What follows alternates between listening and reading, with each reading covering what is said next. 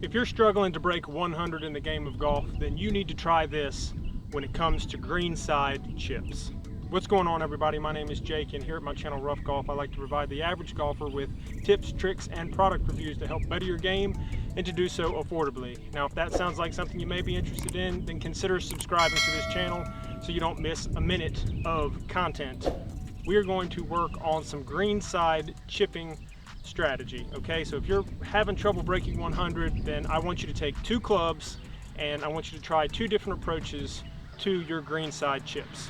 Now, the first approach is going to be with an 8-iron, and this is the old bump and run technique. I've talked a lot about this before, but if you are beginning the game of golf and you're struggling to break 100, give this a try, because I guarantee it's going to help you lower your score. Now, the bump and run technique is pretty simple.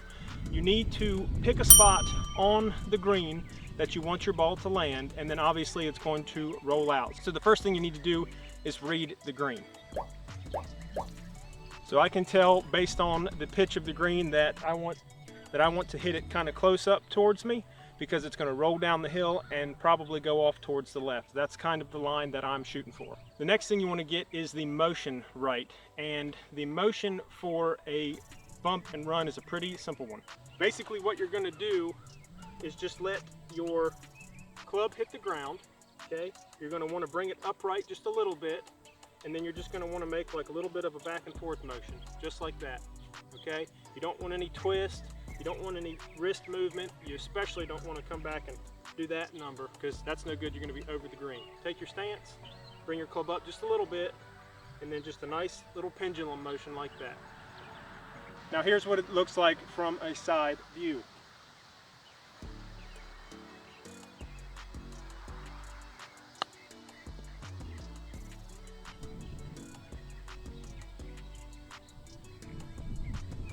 Can you believe that? I just made that in. Maybe I should stop on that one. But that's how effective the bump and run is.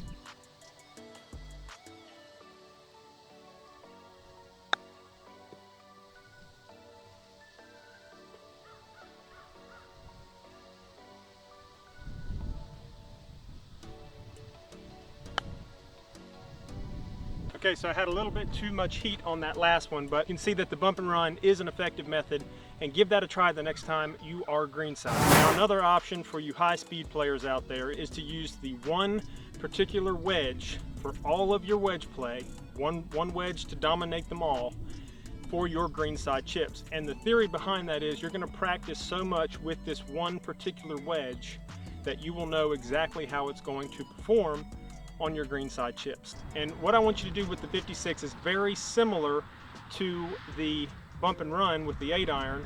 You're going to take your stance like you normally would, okay? And again, you're going to raise that club up just a little bit. From the side, you'll see it's not down here like I normally would if I was taking a full swing. What I'm doing is I'm bringing it up just a little bit, okay?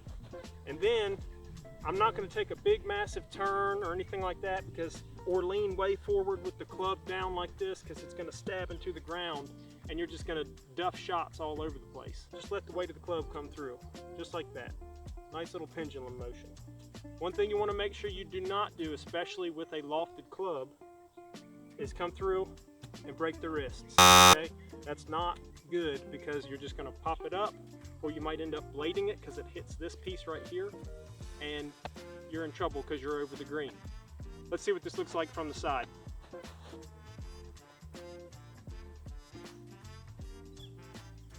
Now, I prefer the bump and run, but that wasn't a terrible shot. I could probably do a 2-putt on that, maybe a 1-putt if I'm lucky. But you can see how much margin of error there is using a lofted club. It really is a difficult thing to master.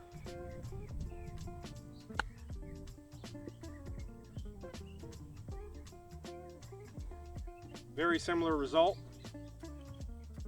with this last one here.